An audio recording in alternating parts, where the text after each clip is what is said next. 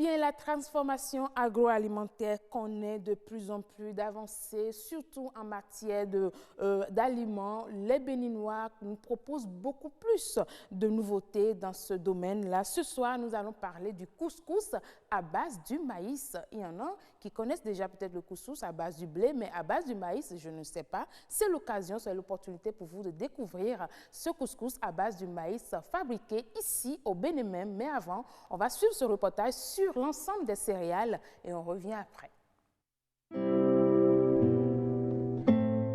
La conservation des produits agricoles est un ensemble de techniques mises en place qui prend en compte le stockage et la transformation des produits agroalimentaires. On peut citer en exemple les stocks de céréales, de fruits, de pommes, de vin ou de viande destinés à des transformations agroalimentaires. Mais est-ce que le Bénin dispose de structures adéquates pour le stockage des produits agricoles? La question reste posée. Pour les cultures vivrières telles que le maïs, le sorgho, le mil, le haricot, ce sont les greniers qui continuent d'être utilisés. Au niveau des produits maraîchers, par contre, le système souffre de moyens de conservation des produits, ce qui explique souvent la perte des denrées alimentaires peu de temps après les récoltes. Au niveau du cajou et du coton, par exemple, nous pouvons dire que les moyens y sont pour faire un bon stock après culture. La définition de stratégies adéquates de stockage permettra de valoriser les autres cultures pour le bonheur du monde agricole. Mais ces nouvelles techniques de stockage à définir nécessitent une synergie d'action de tous les acteurs du monde agricole. Ainsi, par exemple, les producteurs doivent produire la quantité et la qualité des ingrédients nécessaires pour les acheteurs. Les agrocommerçants, quant à eux, doivent développer de nouveaux circuits permettant de faire écouler les marchandises. Les institutions financières doivent offrir davantage de prêts aux agriculteurs afin de leur permettre l'acquisition de technologies post-récolte.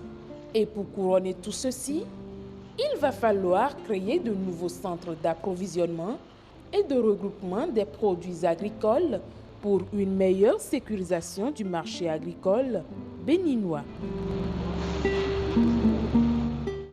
Et voilà, c'était un ensemble sur tout ce qu'on peut avoir comme culture vivrière, le stockage surtout. Et quand nous parlons de stockage, il y a une autre manière de stocker justement ces produits, c'est la transformation agroalimentaire. Et ce soir, nous parlons du couscous fait à base de maïs. Une fabrication de Madame Clarisse Sodé-Ougan, c'est bien ça? C'est bien ça, merci. Bonsoir Madame. Bonsoir. Meilleurs vœux. Merci à vous de même. Comment vous avez fêté?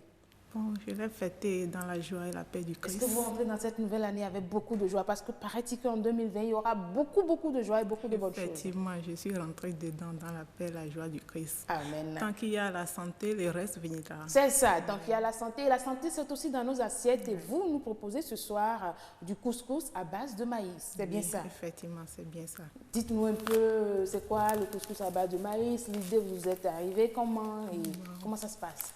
Merci. Le couscous de maïs, là, on l'a fait à base de maïs.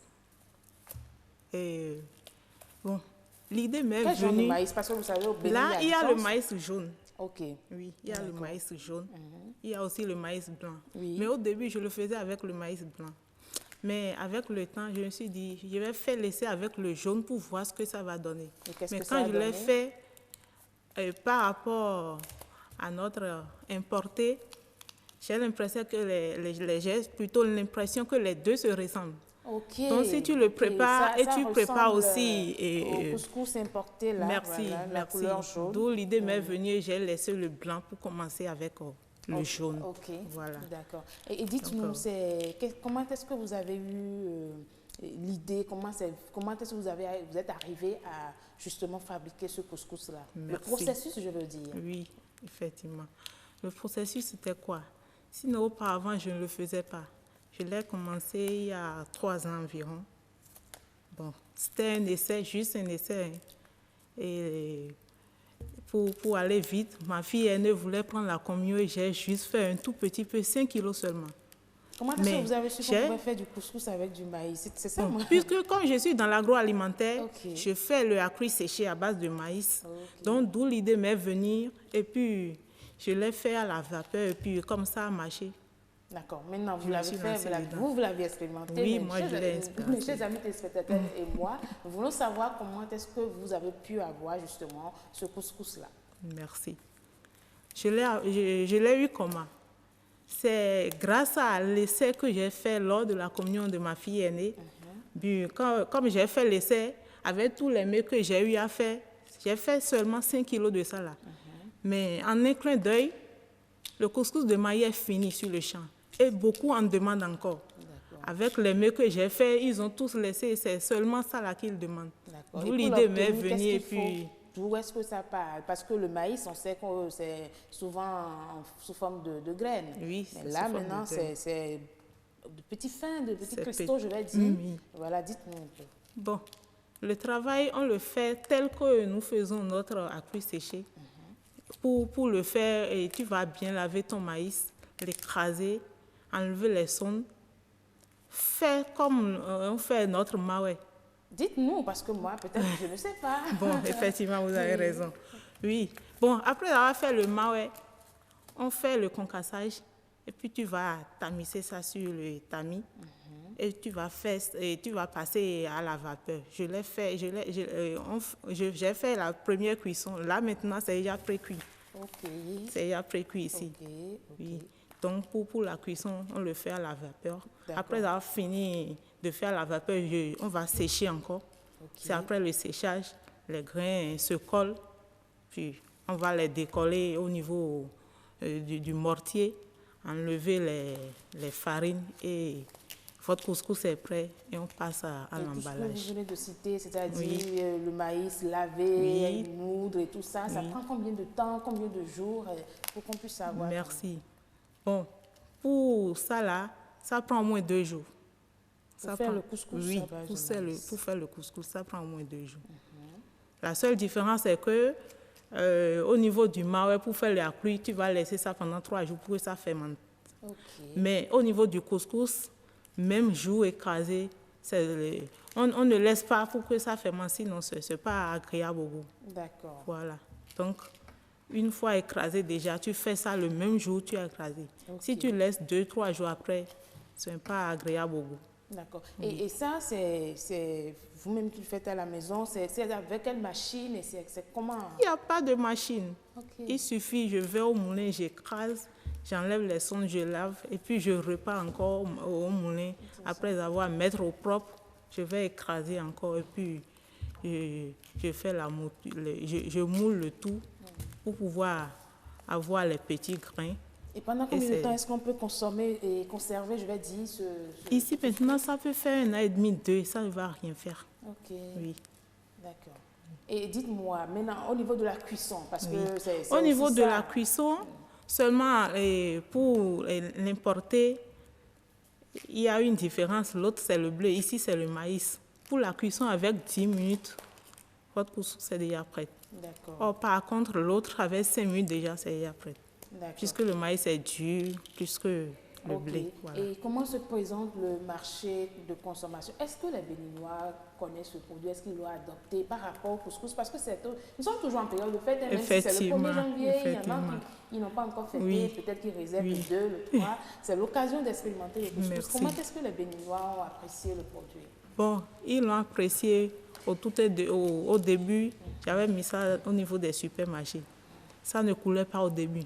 Mais avec le temps, ceux qui ont fait l'essai, ils ont apprécié. Et là où je suis maintenant, beaucoup passent leurs commandes. Même au niveau des supermarchés aussi, ça coule bien. C'est ça. Mais je me demande s'ils sont encore un peu réticents. Est-ce que ce n'est pas à cause de la qualité? Parce que généralement, on se dit que ce qui est fabriqué chez nous... Merci, c'est ce qui nous tue au Bénin. Est-ce que vous avez fait un suivi alimentaire? Oui. Ça a été analysé.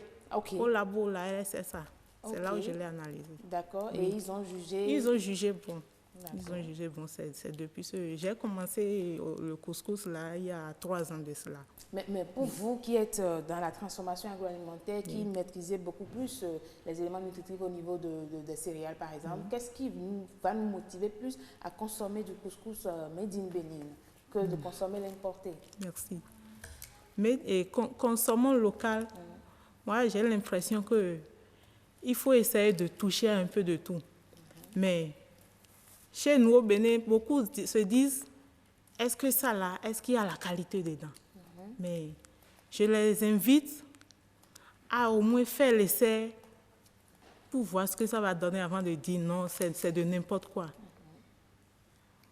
Bon, c'est ce que j'ai. Bon, maintenant, dites-nous un peu, est-ce que vous avez une manière de faire connaître davantage plus le produit? Parce qu'il y a aussi la question du coût. Hein. C'est à combien à peu près par rapport au couscous qui est déjà sur le marché? Est-ce que c'est moins cher ou c'est plus cher? Parce que c'est là le vrai problème aussi. Bon, là, ce n'est pas moins cher. Vu ce qu'il y a dedans comme travail, parce que tel que je l'ai cité, je l'ai cité en bref, mais si tu rentres dans le travail même, ce n'est pas du tout amusant. Et par exemple, pour ce sachet, à combien? Ce sachet-là, maintenant, c'est à 350 grammes qui est ici. Et au niveau des supermarchés, eux, le vendent à 500 à leur niveau. D'accord, ok. Voilà. Et vous ne pensez pas qu'il faut quand même penser maintenant à la production à grande échelle? Est-ce que le couscous made in Bénin est déjà importé aussi? Pourquoi pas? Est-ce que vous envoyez ça à l'extérieur aussi? Parce que si nous recevons de l'extérieur, il faut quand même qu'on envoie aussi nos merveilles, n'est-ce pas? Ce qui est normal, Oui. Bon, pour faire des céréales, c'est seulement les quelques clients que je connais qui viennent et partent, qu'ils achètent. Mais arrivé là-bas, ceux qui sont à leur niveau aussi, beaucoup de leurs collègues sont aussi intéressés. On m'appelle, je fais les emballages, ils viennent prendre à mon niveau. Maintenant, l'autre question, vous savez que le maïs, c'est une culture à saison, c'est bien ça? Une culture de saison, je vais dire. Est-ce que le maïs est tout le temps disponible pour avoir le couscous? Parce qu'il ne faut pas qu'on s'habitue à le couscous de maïs.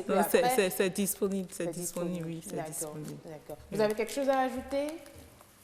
Oh, ce que j'ai ajouté, c'est nos frères béninois, nos cas nous accompagnent, nous, qui essayons de mettre quelque chose sur le marché, ils n'ont qu'à nous accompagner.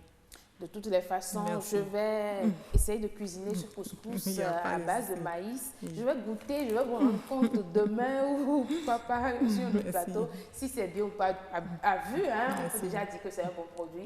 Moi, je vous encourage dans le Made in Bénin. Nous allons consommer du Made in Bénin et voilà, tout simplement Made in Bénin, Monde agricole ce soir, c'était avec Madame Clarisse Zodéougan. Vous êtes transformatrice. Merci beaucoup d'être venue. Merci. Et la fête continue. Ça continue vraiment. Bonne fête à tout un chacun de nous. Merci beaucoup. Merci.